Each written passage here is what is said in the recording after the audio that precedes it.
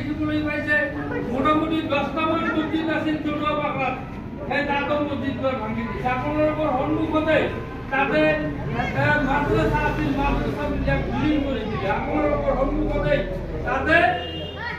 কবৰস্থান আছিল এই কবৰস্থানবিলাক বিলীন কৰি দিলে গতিকে আমাৰ ধৰ্মৰ ওপৰত ইমান আঘাত কিয় আমি কি মানুহ নহয় নেকি আমি আন্দোলন কৰিব নালাগে কিন্তু আমি আমাৰ লাহে লাহে আমি ৰাজনৈতিকভাৱে আমাৰ অধিকাৰবিলাক সাব্যস্ত কৰিব লাগিব এই অধিকাৰবিলাক সাব্যস্ত কৰাৰ কাৰণেই আমাৰ এই দলটোৰ সৃষ্টি হৈছে আমাৰ অধিকাৰ ইয়াত লিখা আছে আমাৰ অধিকাৰ সাব্যস্ত ইয়াত অধিকাৰৰ সংগ্ৰাম আমাৰ এয়াই অধিকাৰৰ সংগ্ৰাম এইটো বেলেগ কোনো সংগ্ৰাম নহয় ভাৰতবৰ্ষত সংবিধানত মৌলিক অধিকাৰ বুলি কিছুমান কথা আছে আপোনালোকে জানে ইয়াত মাটিৰ অধিকাৰ আছে শিক্ষাৰ অধিকাৰ আছে ধৰ্মৰ অধিকাৰ আছে আমি সমভাৱে এইবিলাক অধিকাৰ মৌলিক অধিকাৰ পাব লাগিব কিন্তু আজিলৈকে এই ভাৰতবৰ্ষত আমি কোনো ধৰণৰ অধিকাৰ পোৱা নাই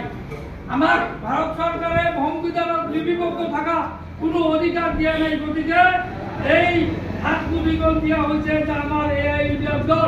এই দল অধিকাৰৰ সংগ্ৰাম আমি অবিৰত যাত্ৰা কৰিব